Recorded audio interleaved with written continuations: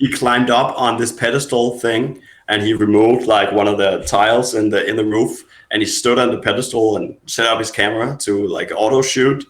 And apparently he almost fucking died while doing it. Like, we're about to fall down and kill himself. I'm glad he didn't. I'm glad he didn't. That would be a hell of a story, though, right? Like, shit. Yeah, exactly. So it's almost like a mythical black metal thing, like mayhem shit. Like, oh, did you know the guy who did like the cover art was in the cover? He actually died doing it. Welcome to the 25th episode of the Kaas of Inspiration. I'm your host, Chris Deering. This is a show where I interview mathcore bands and public figures. If you beautiful people in chat have any questions or comments, feel free to drop them in and I'll try to read them aloud. If you're watching this on YouTube or listening to this in your car, have no idea what's happening, the show is first shown live on Twitch. Join us every Sunday and Wednesday at twitch.tv/thekaasofInscreation for the live cast. With that out of the way, let me introduce our guest tonight, who dropped the debut album for his project Underperformer back in September. Welcome in Victor Kaas of EYES. How's it going? Hey man. Did I say that right? Did I say that right? It's coarse, but dude, it's okay. it's fine. It's a Danish word, and it's gonna be pretty much impossible for you to say unless you practice for a lot of years to say our secret letters. Your secret letters. So tell us what you do and what projects you're in. Yeah, I'm the singer in EYES, and I also do vocals in Telos. I used to play guitar, but we actually got another guitarist right now taking over my roles. And I used to be a guitarist in Hexes. Okay, awesome, man. Used to be, so you're not in Hexes anymore then? No. Oh, okay. So why did y'all go with the name EYES? Yeah, I kind of ask myself the same question every day, because it's like CO-wise, it's fucking terrible. Like, you can't search up eyes; you'll just get like a Wikipedia page for like anatomy and shit, and a lot of makeup shit as well. Yeah, I noticed that too. but yeah, it's. The guys, like the rest of the guys in the band, except Søren, our guitarist, they're also all old members of Hexes. So this is like the whole joke in the Danish, like in the Copenhagen underground scene, is like everybody played with Hexes at some point. Like the guys, they did the album Abalam with Hexes, and then they quit the band, and then they started this project. And they wanted to call it EYES just because they thought it sounded cool. They didn't think about it, and I joined in, and they had already settled on it. And yeah, we released our first album. We're like, fuck yeah, EYES, that's cool. And then nobody can search for it ever. Dude, so I think it's a sick name, man. I wish it was more searchable, but that's a really, really cool name. Like, I don't know how to explain it. It just hits really well. I really like it. Yeah, because it's just so simple, and it's just, yeah, it sounds cool. But there's also like an 80s rock band called it. Oh, is there? Yeah, and their logo is like the exact same thing, like bold font all the way across the album cover. So I think I'm gonna like challenge that one day and just probably like rip their album cover and put out something with that. Yeah, just that'd be super great, man. So you guys have been around since 2017. Can you give us a brief history of the band? You already kind of did, but a little more in depth. Yeah. So yeah, as I said, all like old members of Hexes. I quit Hexes around that time. We played like a release show with Hexes where I also played with Telos in a squad in Copenhagen, and like the guys who were just at the show, well, you know, when I say quit the band, there's no hard feelings with anyone. It's just the Copenhagen scene is a really nice, welcoming place. And they were just at the show, and they liked what I did with Telos, and they asked if I wanted to join this more punk, hardcore focused project and try to come sing for them. And then yeah, they had written a couple of songs, and then we just started writing songs for like the first EP, and like with pretty much no direction. We just wanted to like really find some like our own sound with it, and the first then we started playing a few shows around like the Copenhagen area and in Denmark as well, and the EP was pretty well received in like the local scene. We played some 6 shows with Celeste and Knocked Loose and shit like that, and then we were just ramping up to do the next record, and we wanted to do how can I say that? Like we just wanted to try really hard to make something different from the rest of the scene and from what's popular. We just we wanted to throw out like all the rules that you kind of I can't do this songwriting wise, and I can't do that, and it just ended up like we were just so stoked on the whole process. It took about a year, and then I think it's probably some of the best music I've ever been involved with. Oh yeah, it's super great. You guys were I believe, number 8 for the year. I saw that. Thanks a lot. Hell yeah, man. I think it was number 8 anyway. But so y'all weren't trying to make mathcore. Y'all were just like messing around, I guess, trying to be like metalcore, and then you just started doing odd time signatures and stuff. It wasn't like a set direction to be like the way you guys are. No, it was just as you said, messing around, and like a lot of influences, like different influences, just coming in and coloring everything. A lot of like early Daughter stuff. Dude, I noticed that. Oh my god, it's so cool that you said that. I didn't know if like that I was just reading into it too much, but like the sliding guitars and stuff like that. I was like, dude, that's totally Daughters. That's awesome, man. It's it's way on point. Our guitarist Rasmus, he's like the biggest Daughters fans. And I will challenge him on that. You could probably, but and a lot of like Piss Jeans and of course Converge and like all that. We also tried to bring in that kind of fun Every Time I Die vibe in there. Dude, I feel that. A bit of humor as well in like the lyrics, because the first album, like this album, is also pretty grim thematically, but the first album is just like it's really grim stuff. Dude, I was gonna say your lyrics are like all about like how you're not like living up to what you want to be or whatever. Like how is it funny? I don't get it. Well, I feel like there's a bit of like dark humor in there. Okay, like just going so far that it becomes funny at that point. I kind of do the same thing with my lyrics. And also like then some like comparisons. I used to be the leading man, got the girl, and I saved the day. Now I can't even be cast as an extra. Went from Sinatra to a modern Travolta. Okay. So I think that's pretty funny because it's like it's self-deprecating in a really dumb way. But it's just it all just came about for just messing around, and like we also had this idea not to like put down all the stupid riffs and just like let's try them in context of like the whole band. Like this sounds fucking dumb. It's like it's just a guitar going and then try it with the whole band, and then sometimes it just worked out.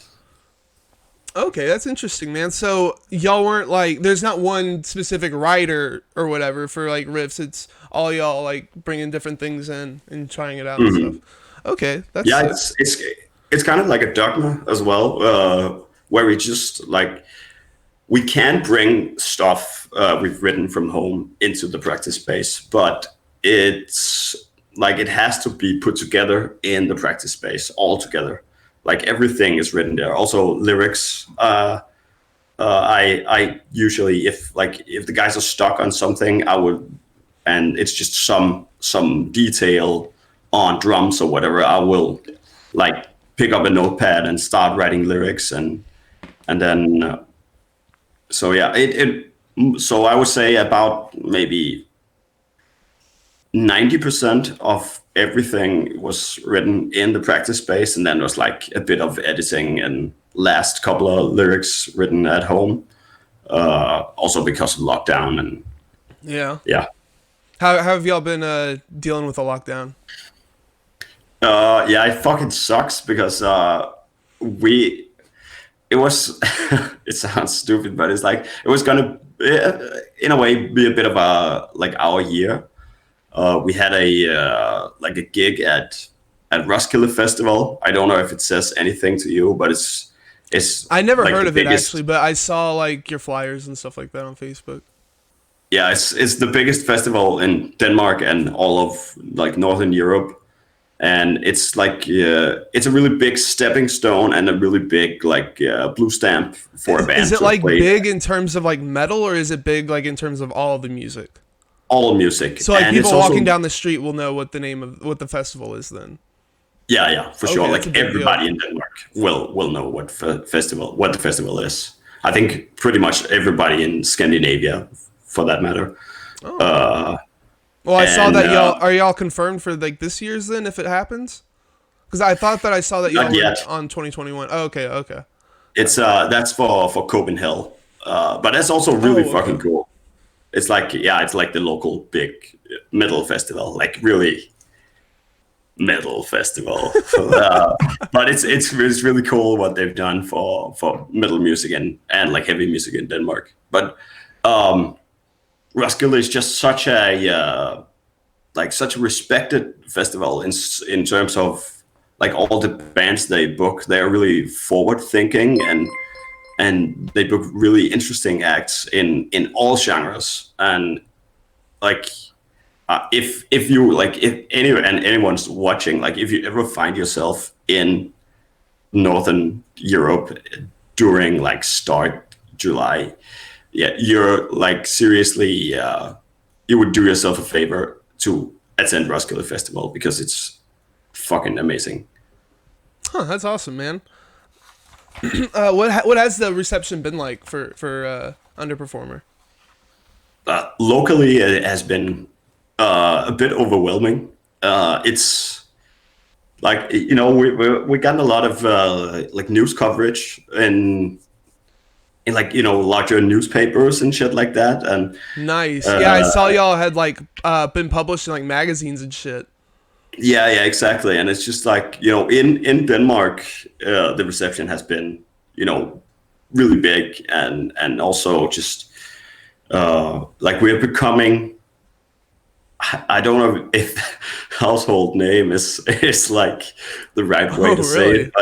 it, but it's like the public large TV station, radio station, like they're constantly shouting us out, and we are playing at like the whole was like the critics awards. It's called Steppeulven. You also wouldn't know that. It's like the music critics award So it's show. like the Grammys.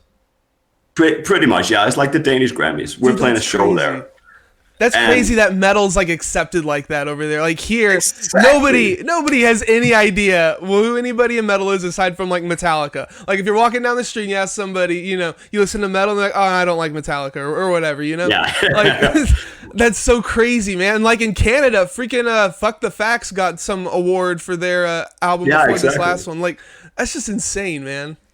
Yeah, but it's also, I feel like a lot of it has to do with that festival I was talking about, like Copenhagen, because it brought like heavy music to the masses in a way, and it's just like it started out they would book like a bit smaller bands and like underground stuff, and like the first year was fucking amazing. They had like Dillinger come on, and it was like in 2009 and had Whitechapel when they were still good. And but yeah, and it was like a bit more like smaller bands and shit like that. But then it just grew larger and larger, and they would like pull in a larger audience with having Def Leppard or some band like that, Black Sabbath, whatever, like all like a lot of glam shit as well. But it brought like just the like every like the broader public into the festival, and people got their eyes up for it, and it made people aware that metal exists. Yeah, exactly. That's what I meant. Yeah, and it's also like it's a bit of a costume party, like the whole festival. It's like a lot of people will you like I had colleagues. I used to work in a kindergarten, and I had colleagues, and they'd never heard a metal song in their fucking life. They might have heard Nothing Else Matters by Metallica. Again, Metallica. Yeah, that's what people consider yeah. as, yeah, that's all they know of metal. and then they would ask me like, "Are you going to Copenhagen?" And like, yeah. So am I. Like, what the fuck are you gonna do there? Like, and then they'll just borrow or buy some Iron Maiden T-shirt, and people will put on black T-shirts and like studded armbands, and they'll drink beer from like drinking horns and shit like that, and it's fucking ridiculous. But still, it just introduces so many people to heavy music, and it's fucking amazing. Even though like you can scoff at it and be like, it's kind of dumb, but yeah, it's not dumb at all. It's awesome. I kind of picture as like most Scandinavian festivals as having like a lot of people going around in black metal paint like on their face and stuff. Is that like a thing or nah? At Copenhagen, it really is. Yeah, you'd see one or two at Roskilde, but Copenhagen is a pretty big thing. Yeah, that's awesome, man. That's freaking crazy. Yeah, nobody does that type of shit here, man. Also, we have a lot of people in kilts. Like the Scottish thing. I don't know why. It's just kind of a part of like metal culture. Yeah. I can't explain why. So, how did you get into the print magazines? Do you have like a what do you call those kind of people? A publicist, or are you sending in your album and stuff? It's like we have a label guy. Or label guys, Jacob and Nikolai from Indisciplinarian, and they're both running the label, and they're also Jacob has like a PR company, so he's amazing at that, and he's just really passionate. He does like the PR stuff as a job, and then he runs the label as like his passion project, and releases a ton of fucking awesome records over the years. Like he did a band called Moril. Really awesome black metal band, like atmospheric black metal. Also did Piss Vortex a couple of years back. If you haven't, that's gonna be right up your alley. I've never heard of any. It's like mathy grindcore shit. Piss Vortex, right? Yeah. Okay. Really fucking sick. I have to check that out if just for the name. Yeah, exactly. I didn't know you guys were signed. I saw the Indisciplinarian thing on like YouTube, and I just thought maybe that's your channel name or something. But so yeah, I didn't know you guys were signed to that. What's it been like being signed to a label? Yeah, it's been great, but it's like a small label, and as I said, it's like their passion project, but they're just putting in so much hard work, and it's just been really awesome because like. I won't call us lazy, but we can probably be a bit slow once in a while. So it's good to have some people looking over your shoulder and being like, hey, I need this shit, I need this shit, I need this. And then like you'll actually get all the stuff done on time if you're a bit slow like us. So we already talked about the writing history. Okay, so Lyrical Inspiration, what's the overall theme to your lyrics?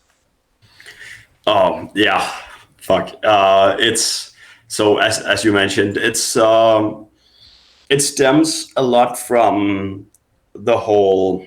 This is probably gonna be a bit of a tangent, but yeah, it's the whole. It stems a lot from our education system and the way that people expect you to get an education here. So. And it's really privileged in like a broader perspective and U.S. perspective, but education is free in Denmark. Oh wow, nice! Like even college and shit. Yeah. Yeah, see, we're so far behind, man. Like people are shelling out like tens of thousands of dollars to go to college, and dude, that's awesome, man. That's how you should do it. Exactly. And it's been like that forever, basically. Like the welfare state model and all that shit. But it also brings on like the expectation of getting an education. You're like expected to do it, and with recent developments in politics, they have started to push people to be faster through it. A lot of Danish culture around this used to be like you'll get it in time. Like you just take your time and go be young and go travel or go work and like discover yourself, and then discover your education or work life later. Like you're not in a rush. Figure out what you want to do before you. Exactly. But they like the whole conversation about this changed, and a lot in the last like 10-15 years. And the politicians are actively like changing laws to like push people through the education system quicker. And of course this affects like the public consciousness around this. So if you haven't taken your education past 24 or 25, a lot of people will look at you as a fucking loser, and that you're not doing anything with your life. Like, get your shit together.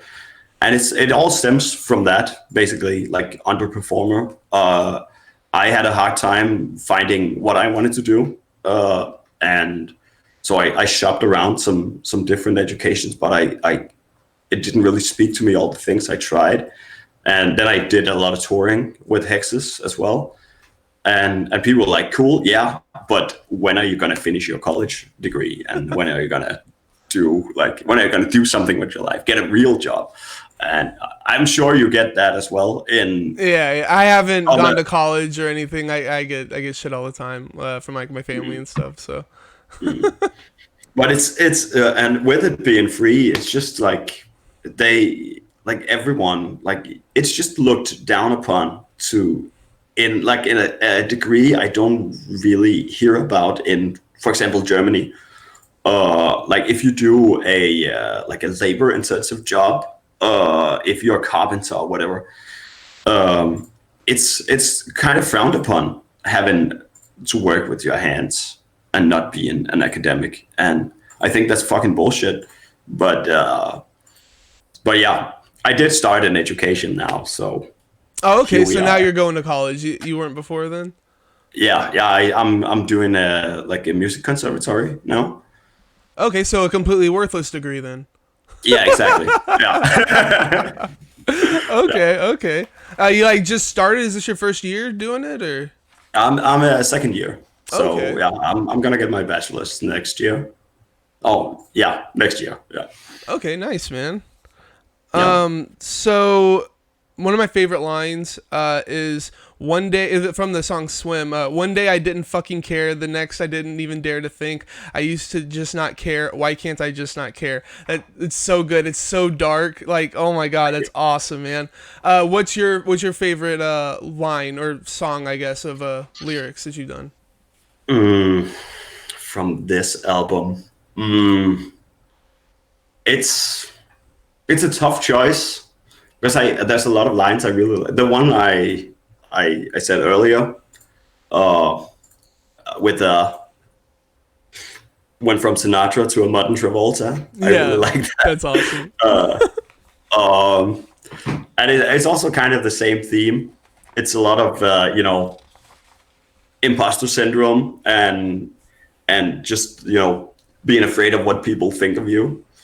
And I felt like I had a big change in my perception of the world a couple of years back, and I started growing as a person, and I had some stuff happen to me where I basically I had a depression, and people would look at me, and I would usually just be, the happy party guy, and like I'm always, let's have fun and drink beer, and then one day I'm just not, and then like people will be like you changed, man, and like yeah, of course, yeah, I'm growing, but yeah, so. Yeah, you see, I'm rambling all the time. Moving on. You're good. You're good. So where'd you guys record this? Actually, in a practice space. That's also doubles as a studio. Oh wow, nice. Saving that cost then. Well, it's our friend Toby, Tobias Monk Turner. I'm gonna say his name a couple of more times. Tobias Monk Turner. Okay. Because the guy who mastered it is getting all the credit because he's a bit of a famous dude in the Danish metal scene, and so he's getting credited everywhere on like magazines and shit for having done the mix and recording, but he hasn't. So yeah, that's a bit of a shame. And Toby did a fucking wonderful job. He also did the EP, but it's just like the step up he did with this. It's so abrasive, but it's still so clear. And I really like that aspect of it. Like the vocals also stand out so clearly instead of being like pushed all the way to the back and tons of reverb. Okay, so I was actually wondering if that was like y'all's like studio, just the way that it was like presented and stuff, like the website. It just kind of seemed like maybe y'all were recording people, but I guess it's his studio. It's his studio, yeah. Okay. But and also our guitarist Søren also does stuff with it. But like it's like we share it. Once in a while we might borrow it for something, but it's mostly Toby's, yeah. Okay. What was the recording process like? Split up because we started like right before lockdown. Oh. I was actually in Vietnam just before like COVID hit Denmark, and for 3 weeks with my dad and my brother, and that's also really fucking intensive. I haven't been traveling with them for a while, so but yeah, and I got back and we started recording, and everybody was talking about that coronavirus thing in Vietnam. They're wearing masks, and we were like, yeah. I think that's how everybody was. That's how everybody was at first, yeah. Yeah, exactly.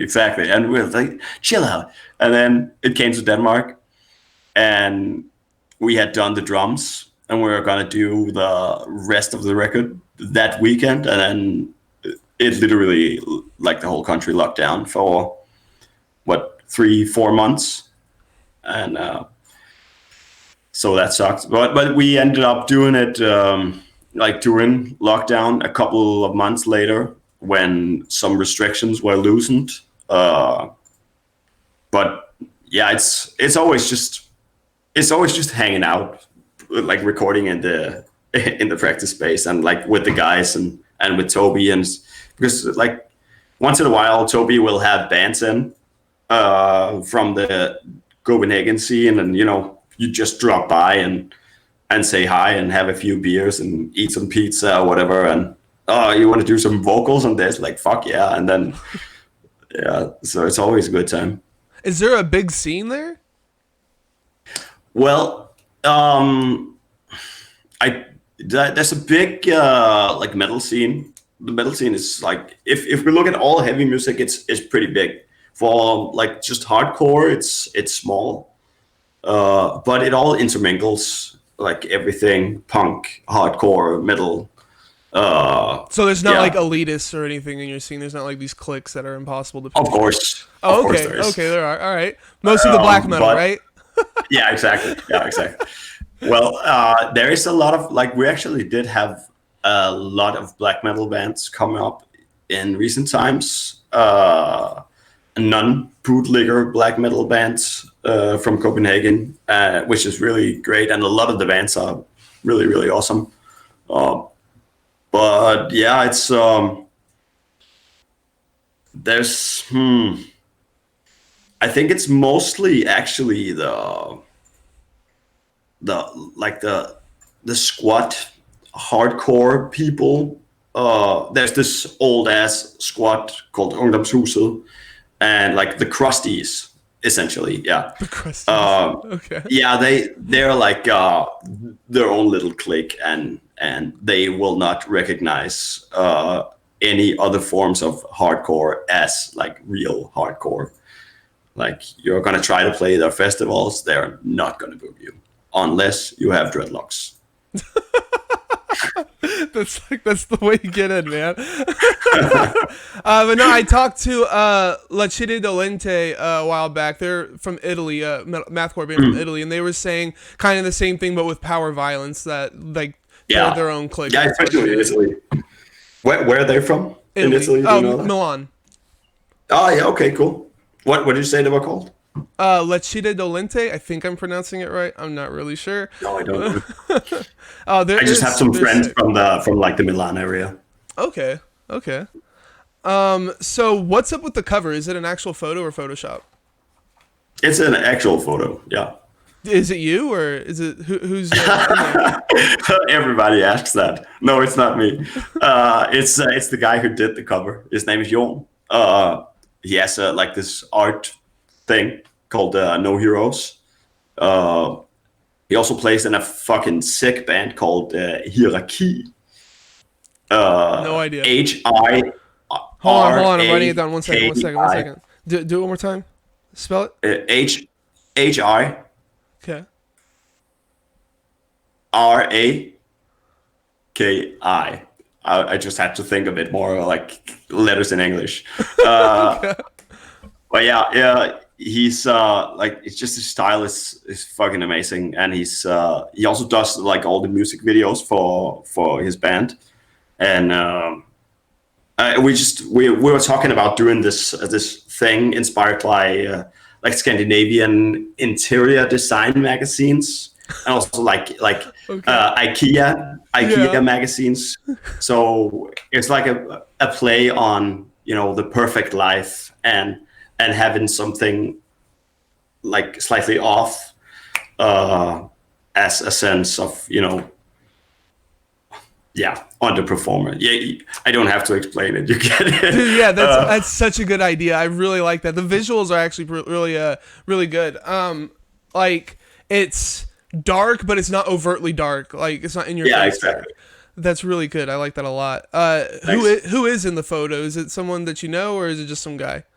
Yeah, but it's Jon. It's him. It's the guy himself. Okay. Yeah, he climbed up on this pedestal thing, and he removed like one of the tiles in the roof, and he stood on the pedestal and set up his camera to like auto shoot, and apparently he almost fucking died while doing it. Like, we're about to fall down and kill himself. I'm glad he didn't. That would be a hell of a story, though, right? Like, shit. Yeah, exactly. So it's almost like a mythical black metal thing, like mayhem shit. Like, oh, did you know the guy who did like the cover art was in the cover? He actually died doing it. So I just want to remind chat, you guys can drop in questions, comments, you know, whatever, and I'll get those spoken aloud. So I saw you guys were actually playing some shows now, or well, you were before the lockdown. That's so cool, because we haven't been able to do any shows like since March. So how's, like, are there a lot of shows going on? Are they like socially distanced? Like, what's going on with all that? Well, there was like a good chunk of shows planned, like just after summer, around September.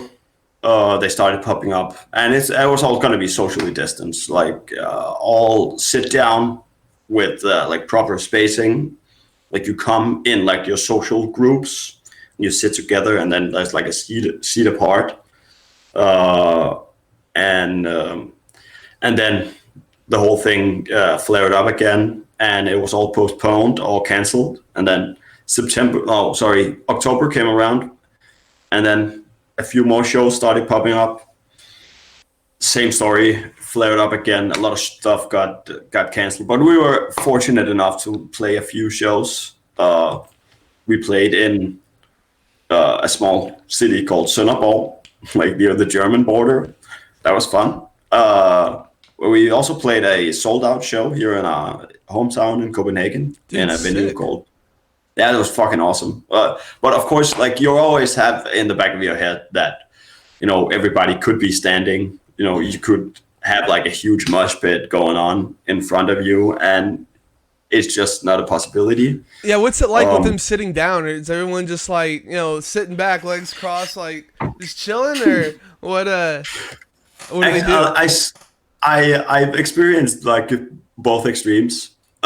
So I did see where people would just like sit intently and like stare at you, and like with the guy who's always in the back by the bar and just with his arms crossed, like a full crowd of that, and they were all just sitting on chairs. So that was a bit daunting, and it's so weird. Yeah, exactly. But it's like then in Pumpehuset, like our sold out show in Copenhagen, there was everybody, also fucking awesome setup. Like it's a big room, so like the first rows, maybe 8-9 rows or something, it would just be like seats, and then like further down it would be like a beer garden, so you would sit by tables and hang out with your friends and have beers and shit. And there was such an energy in the room, and like you could really feel it. Like people were sitting down and banging their heads and like throwing beers and around, and it was fucking amazing. And then we came out and did an encore with it, like the shortest song of the EP as an encore, which was fun. And then we had like, and of course it's bad. Like we had a few people like bum rush the stage. What? Why? Because they were just excited. They were just like and of course, like if everybody did this, it would be terrible. But still, it's like we're just human. Like you need to have your outlets, and it was really it was kind of touching for me. Like they were really like showing their support for us, and yeah, but it's never going to replace a regular show. And I miss like the smaller local shows. I used to go to a lot of those, and it's just So a lot of my. Whoa, sorry. What's the like craziest you've seen somebody be when they're sitting down at one of these shows? Like you have people like doing circle headbangs, or like what? Well, there was one guy like doing it all the way down through beneath his legs, like making his hair go beneath his legs and shit. Yeah, exactly. But and then I also I saw a guy, like there's this older guy who goes to a lot of shows in the Copenhagen area, and he was like sitting down and he was like snapping along to the music, and I was like, fuck yeah, dude. Like this, you bring in like the jazz sensibilities into hardcore. I fucking love it. That's awesome, man. So let's talk about some shows that happened before now. What's your best show experience? with EYES? Yeah, with EYES, but in general. With EYES, I would say we played in Geneva, in Switzerland. We were doing a tour with these guys, Siberian Hell Sounds.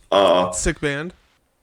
Yeah, fucking awesome band and the best dudes. But yeah, we were playing a few shows around Europe with those guys, and we had this show in a print fax, like a print workshop in a it looked like an old fuck, how do I explain it? So no, just like a really tall building. It's like a warehouse. I can't fucking, like a warehouse. Yeah, exactly. Warehouse. Yeah. And it was like in a print workshop.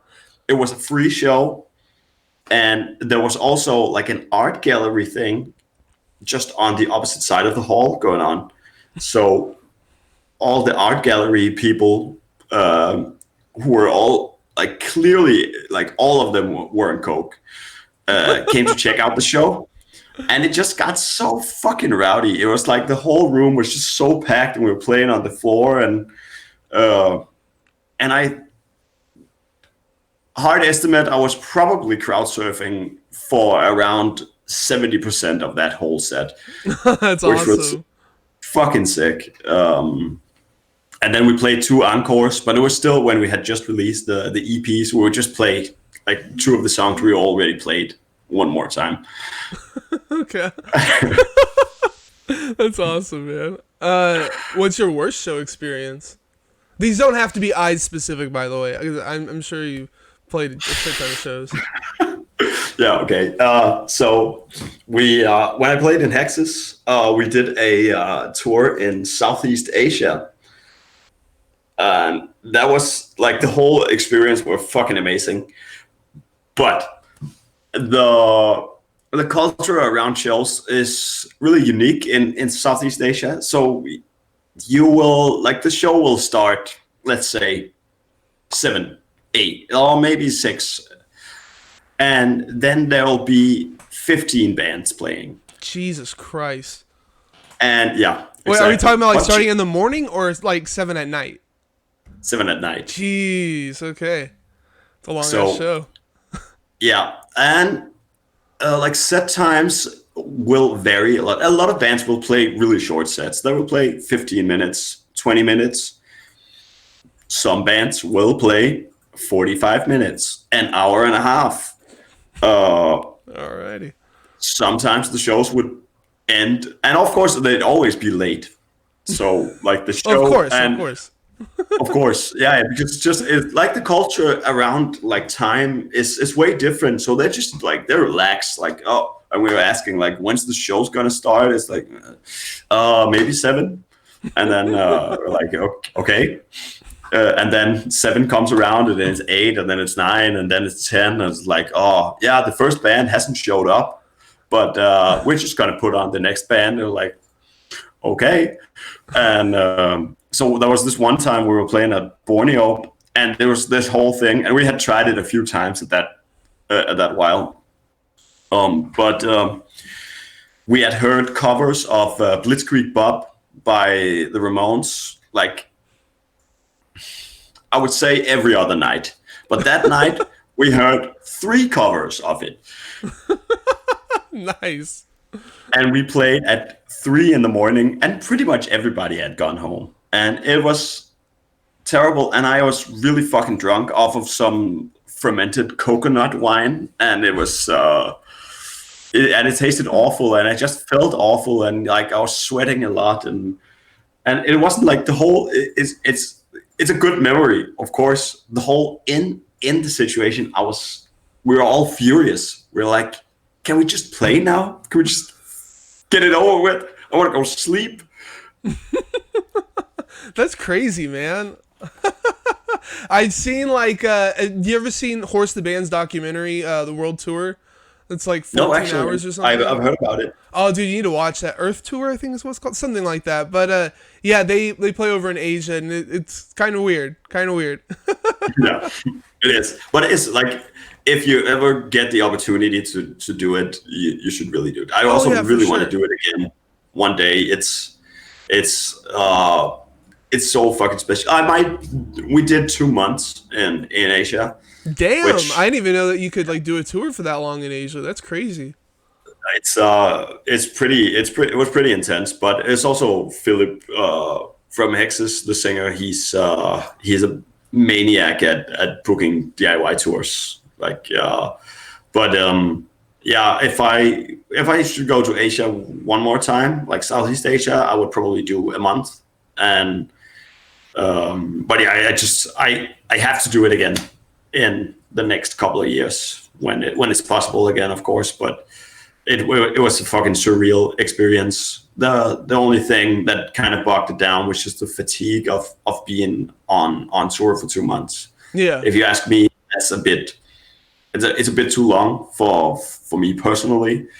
I need to, or else I just need like a week off in between it, and then I could probably go on for another month. But yeah. What was the best show you had over there in Asia? Oh, there was a lot of really good ones in different places. We had some really cool ones in Indonesia. I really can't tell you the name of the city because I don't fucking remember. But there was this one place where we just staying at in like a small farmhouse, like behind a carp farm. So there were like um, the carbs, like the fish. Yeah. Yeah, exactly. So, and it was just in the mountains, and it was fucking beautiful. And we were there for a couple of days, just chilling out. And the people there were just really nice. And then came the show, and it was not 15 bands; it was 4 bands, and we were Oh, thank God. stoked. Yeah. And the whole stage area was just like like an open air thing with like I don't know what it's called, like a pavilion kind of thing, Okay. like really really long, and there were at least like 800 people there Damn. of just Indonesian kids from like nearby villages and shit, and they were just going nuts. And Did I they know smoked who a you joint. guys were, or did they just show up because it's a band? They just show up because it's a band, yeah. But they were enjoying it, and I don't think they really got what it was. Like we had our strobe lights, and like Hex's place in like all dark with strobe lights in the back, and they were just. I just think they thought it was really cool, and they didn't really understand what the music was about. But as long as they get like a good experience from it, Yeah. and I smoked a joint with the local police officer, which was Really? pretty fun. Yeah. How do you initiate that interaction? Like, did you go up there with a joint? And like, hey, you wanna smoke some of this, or? No. We had smoked some weed with like some of the local kids before then. Me and some of the guys, and it and like then we saw like the police officer, and we just saw one of the dudes like putting up his joint, and we all just like, dude, no, don't do it. Like you basically get like the death penalty in Whoa, Indonesia. really? Like fucking a lot of like so many years in prison, or like the death Jeez. penalty. And we're just like, no, dude, oh, don't you see the police officer? And it's like, oh, don't worry. And he goes over to him, and he just passes the joint to him. And That's wild. he just gave us like the thumbs up. And it's just like, Dude, that's crazy.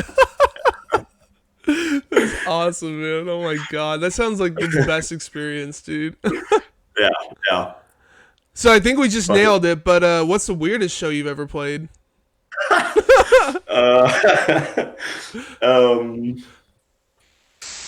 Oh, I gotta rag my brain for that. Oh yeah, I actually know it. Yeah. So me and we're doing a tour with Telos with some friends and a band now defunct called Woes in like the Baltics, so like Eastern Europe, and we had the show in like an early morning show in a public school in Latvia. What? How Yeah. how early in the morning, and like an actual school, or An actual like a public school, yeah, elementary school. How early in the morning is early morning? I think it was. I think we played like 9 or 10 in the morning, Okay. And it was like one of the teachers there, really eccentric guy, but he had booked Hexes before there, so we got the contact for it, and they hadn't had a band there in a long time, and we just wrote them because we were going to be in the area anyway. Then we had like they paid a hotel for us as well, which was awesome because we were just used to like sleeping on floors and shit, and it also minimized our driving time the day after, and it all went perfectly. We played for free, but it was you know, just a bunch of like 10-year-olds like jumping around. That's wild, dude. Oh my Yeah. god. Did they mosh or anything? Nah, they were just jumping, and there was only like the few brave of them mushing, like jumping to our music, because like Telos is like really chaotic, and a lot of stuff is going on, and a lot of screaming. And Woes was a bit more accessible. They had choruses and like melodic parts and stuff, and they were super fucking into that. It was just such a Really? dude, it was such a good experience. Also because they afterwards they were like, oh, you guys have Instagram, and like, oh, you guys have whatever. What's your YouTube? And like they were, and you know, we had signed a bunch of stuff, and they were Really? just That's like, awesome, man. they were just getting such a good experience from it, like, and like meeting, like not just seeing live music, but like meeting the band as well. Yeah.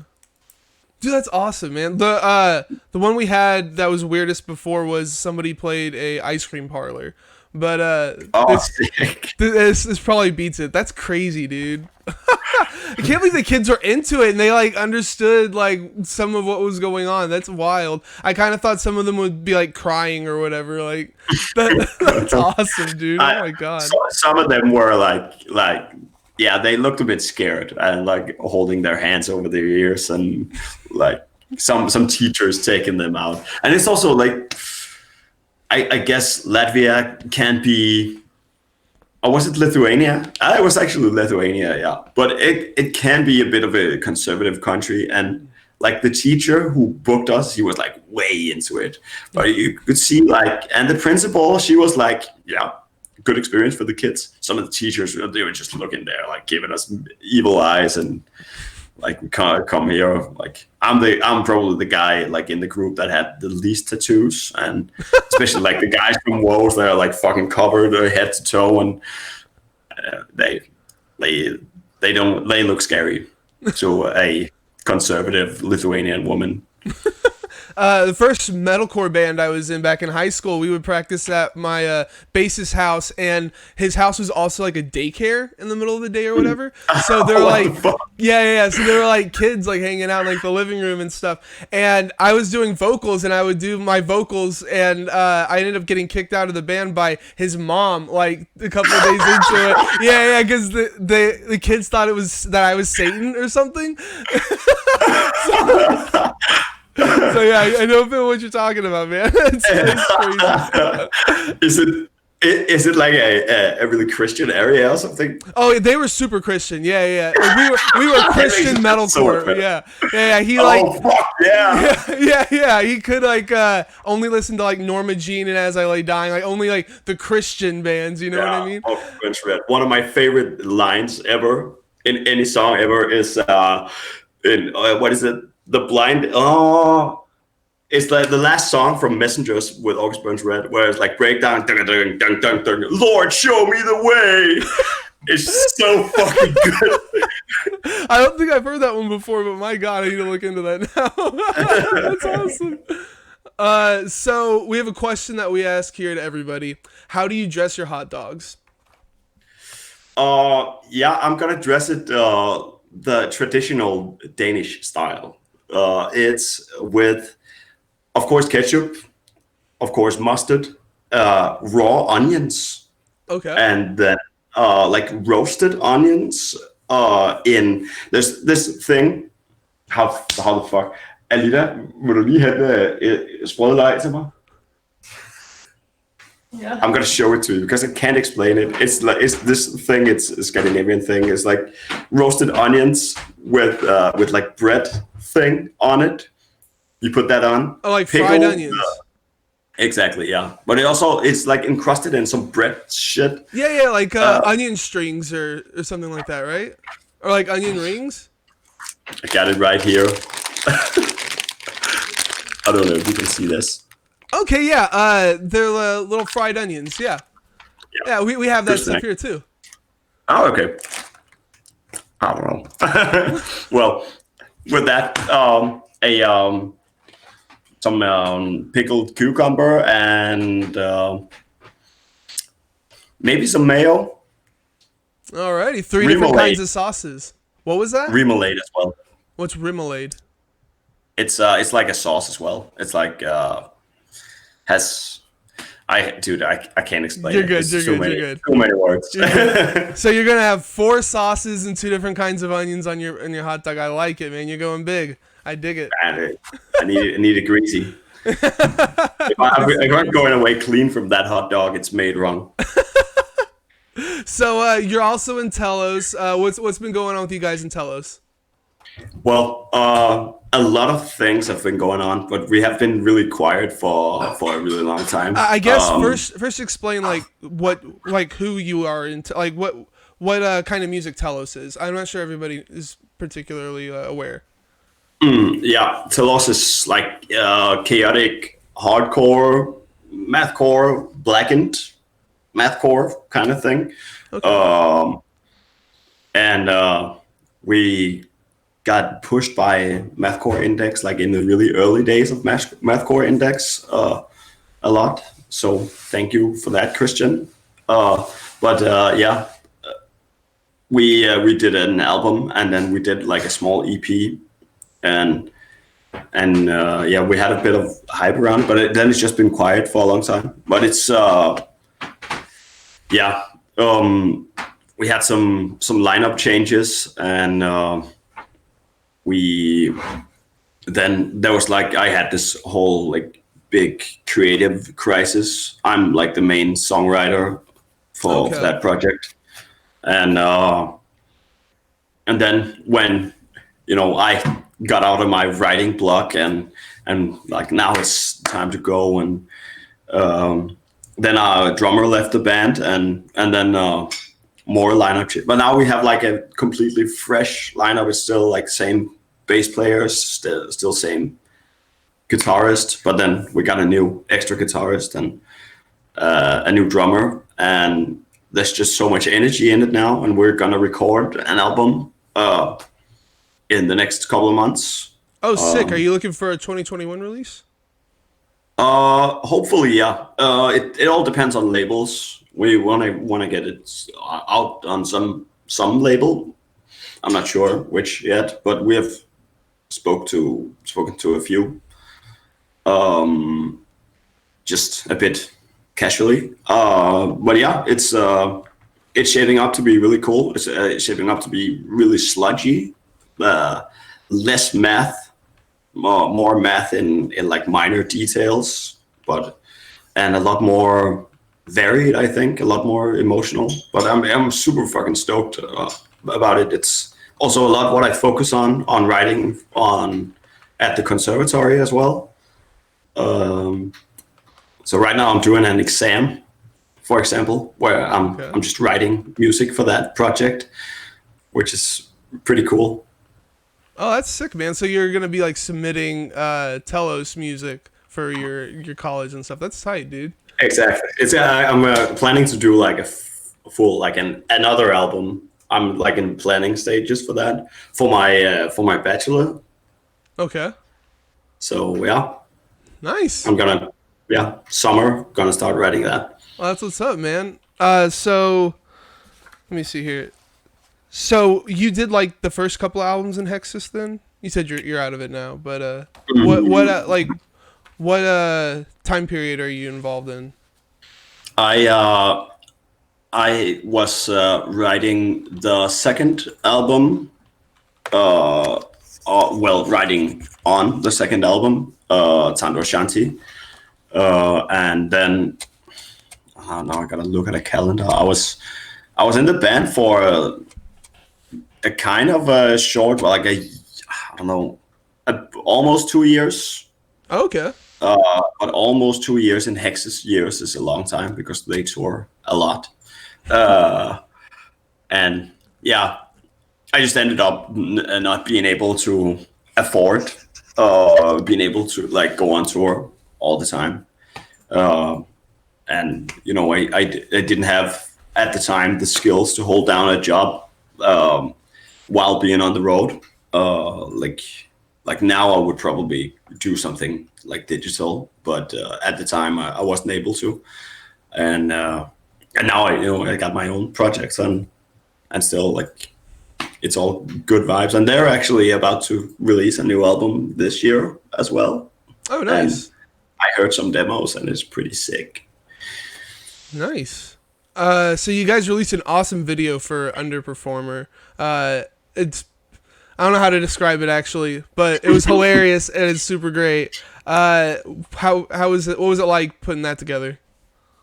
Yeah. So it was basically we had the video deadline coming up in a week's time, and then we were just like in the group chat and we're like, okay, so guys, we really need to get this video together. What should we do? And we just came up with this idea of just filming like random scenarios and make it weird, like take the whole idea of the album cover of doing something normal but just giving it like a weird spin. and then yeah, we just went out with a couple of iPhones. Oh, really? It looks really good, man. It looks like it was Thanks. professionally done. That's awesome. Thanks. Yeah, and then yeah, we just took shots of different shit, and then I just put it together and edited it and put some effects on. And That's awesome, dude. Yeah, it looks super professional. That's crazy, Thanks. man. thanks. Yeah, that's also what I mean. If like right now, I could probably tour a lot more because I've started editing video like seriously. So yeah, but that's for the future. Do you have like a company or something you're doing it? Like, what's the name of your No, I editing don't. and stuff? Oh, okay. You're not like I- looking I'm- for clients and stuff. No, I'm probably gonna start doing it this year. So if anybody's watching, hit me up. But right now, I'm working at as I said, a live streaming company thing, and I'm doing like all teasers and shit like that. But they're not gonna watch this, and it's super fucking corporate, and it's a bit boring, but it's still fun and it's still experience. Yeah, you're still like just making videos and stuff. Like you're not having Yeah, to exactly. like go out and like do some heavy lifting or anything like that. Yeah, I always sit like behind the counter in a supermarket or something like that. Right, right.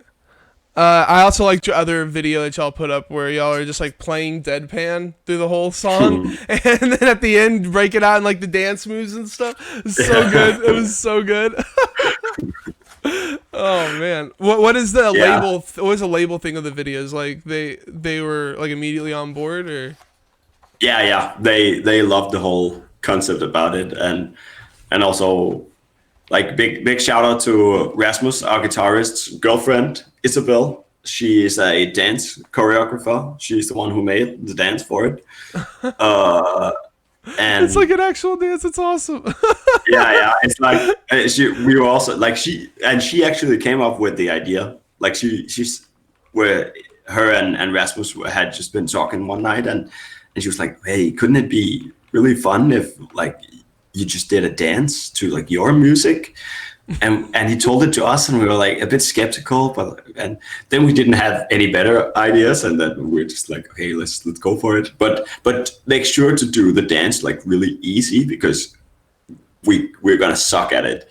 And then yeah, it just ended up really well, and also like the whole simple setup kind of hammers in the point, and but the filming was kind of hectic because we had like rented a venue in Copenhagen, and we rocked up like Monday morning at 8 o'clock or whatever, and just set up our gear, and then we started recording the thing.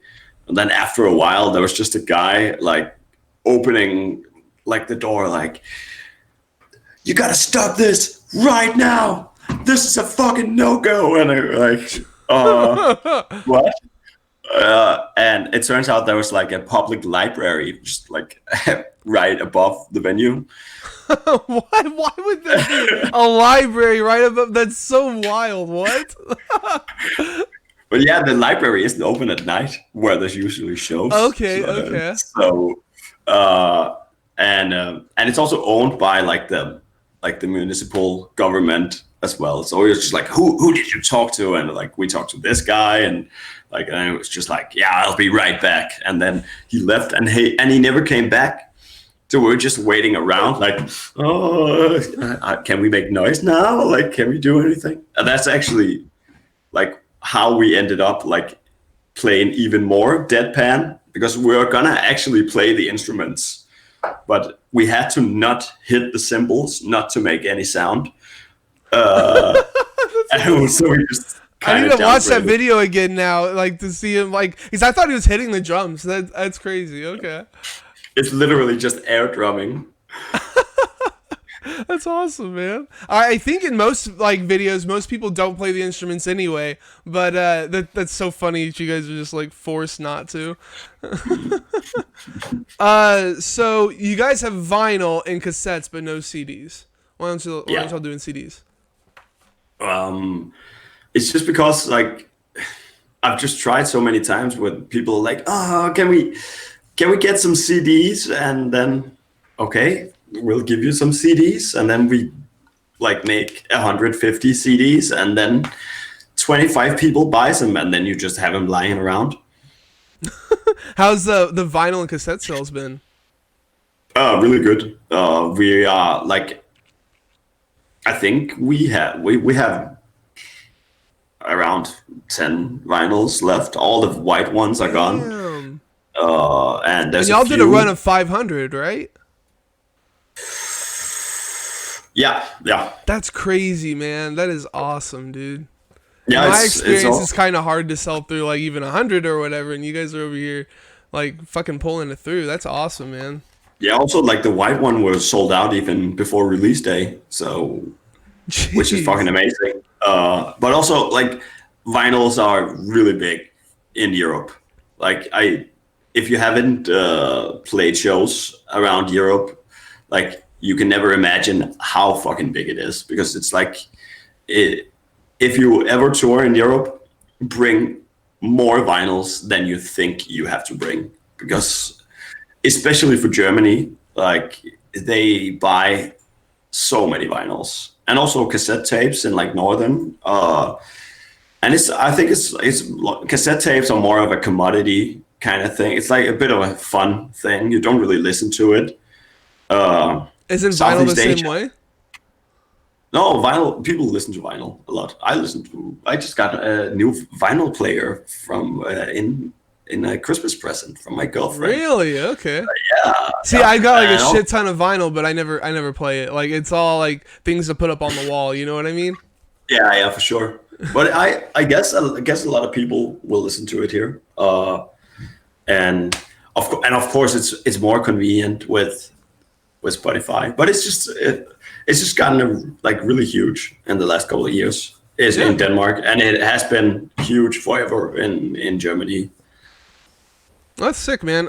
You guys also have tote bags. Like I always wondered if that was something people would actually buy. And it looks like y'all sold out of your other ones. That's crazy. Yeah. How good are tote bags? Should people be doing that? Yeah. Also Europe thing, especially Germany thing. And also it's a good thing. Like if you're selling vinyls, then people buy a vinyl, and then you're like, you need something to carry that, and then I'm selling them. I like it. Yeah, and it's like tote bags are fucking cheap to produce, so like set a price for it, and then if people buy a vinyl, and you get a discount on the tote bag, and then they don't have to stuff it down their backpack and get all the sides bended and shit. Yeah. They can just keep it nice and pristine. Yeah, I love your shirt that you have. And I think it's the same print on the tote bag, too. I'm an underperformer. Yeah. So sick. Oh, it's so good. It really looks like you guys are like having a blast like with the name and stuff, and like how you have the videos like corresponding to it and such. It's really awesome, man. Yeah. We also got some merch ideas for some new stuff. We're a bit reluctant to print a lot of merch right now since we can't tour. But as soon as we can like get on the road, there's gonna be a lot of new stuff, and we have a lot of funny ideas with like lyric shit. Also, the whole the old school with like big like big lyrics on the shoulders and shit. Yeah. Gonna do a riff on that because it's never gonna be not hilarious with just like Jesus fuck me or whatever. Do you guys have plans to like tour later on in the year? Like I know some people are getting together plans now for like in America at least to start going out there. Yeah, we are planning something in fall, and maybe a bit during the summer, but it's still Very unsure if it's gonna work out. I gotcha. Yeah, it feels a bit early to start booking for summer, especially with we have the vaccine program going and stuff, and it seems like the broader public is not gonna get their hands on it till late summer. So fall is where we're like putting all our eggs in the basket. Yeah, it's kind of what I was thinking, like October or something like that, maybe. Yeah, exactly. We want to do some Scandinavian runs, and then also like some of the other guys have kids and stuff, so we can't do like long ass tours, but we want to try to get some mainland Europe down as well, maybe some UK if they remove that new, they just added like an artist visa thing after Brexit, which fucking sucks. Yeah, it's what do you have to do for that? Well, you have to apply for it like 3 months in advance, and then you have to pay £255, something like that, per person. Jesus.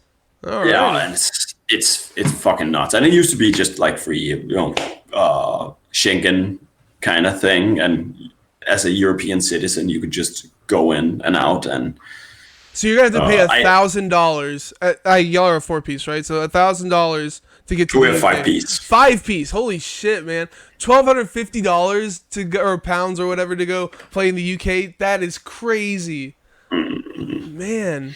Yeah, but it's the same with the US actually. Like you have to get an artist visa as well. Oh, okay. Is it still ridiculously expensive? It's pretty fucking expensive. Yeah. Oh, okay. And it's also what keeps off. Like if we could just come tour the US, like then we would do it. And you can also just do it on the down low, do it DIY style. Yeah, we'll sneak in. Don't worry about it. Exactly. Yeah. and we also been talking about doing that, but it's really risky. There's a lot of bands and increasingly more and more bands getting caught, and even like bigger bands. Did you hear about a couple of years back, Wormrot, like the Malaysian grindcore band? Mm-hmm. They got caught in the border. Oh wow! No. I'm not sure they were aware of it actually, but one of the members got in, and then 2 of the others were just like, we can't get in, and they had to buy the flight tickets back, and they had to cancel like, I think it was like a 2.5 month tour or something. Christ. Yeah. That's so stupid, man. I know that there are like a lot of bands that have had issues like with the US and like getting in and stuff like that in the past. That's crazy, man. So what was the last album you listened to? It was while I was making dinner, I listened to Yashira, Fail to Be. Fucking awesome record. It's like right up my alley. It's really chaotic, but still like just a bit sludgy here and there. Mm-hmm. Probably my favorite record of the year. Oh, nice. Yeah, I was actually trying to get Yashira on here. Yashira, if you're listening to this, you can come on anytime you want to. So I was going to ask you what your album of the year was. I guess it's this one. Did you have some other standout ones from 2020? Yeah, I guess the Bath record, A Field Guide to Dead Birds, fucking amazing record. And it just, it was just something that kind of popped up on my Facebook, and like, I like the cover, and then it's just so fucking heavy. It's like, it's pretty disgusting. Yeah. It's disgusting is a really good word. Yeah, I nasty. had them on here as well too. But Oh yeah, that's one of like the better cool. records. It's crazy. And then I gotta say, the new Tame Impala record. I fucking love that record. The Slow Never Rush listened to them. is great, but I'm also like I'm a soft boy at heart, and I like my twangy chorus guitars and like full synthesizer sounds and stuff like that. It's like an indie band, right? Yeah, Like indie pop or like, something. yeah, like with capital P on pop. It's but it's really good. And I want to say, what's that called? Sunken. What is the album called? Livsleding. Yeah, it's a Danish atmospheric black metal band. Wait, that was a name? What was it again? The band is called Sunken. Oh, okay. I thought that what you said after that was the band name. I was like, wait, what? Yeah, it's the album is called Livslede. Okay. It's Danish for like your life is hurting, like Okay, like loosely life translated. sucks or whatever. Yeah, exactly. Yeah, it's like an old timey word for it. And I thought of one more before coming on, but I don't remember what it is. Yeah, It's all I'll good. get back to it. That's about all that I had. Unless you had anything else you wanted to talk about. Not really, Alrighty. but I think I'm good. Okay. But thanks for having me, man. It's been for really sure. fun. Let me do an outro real quick. So don't be an underperformer and go and check out Underperformer, the debut from EYES, which came out back in September. You guys are on Spotify, Bandcamp, all the other streaming websites, I assume. You guys Everything. are on. You guys are on Instagram and Facebook, Twitter as well. We are on Twitter. We're trying to get into it, but it's just Twitter isn't really a thing that much in Denmark as it is. That's in kind the of US. what I've been hearing from other people from Europe. Yeah. I gotcha. It sucks anyway. Don't worry about it. Any other any other social media plugs?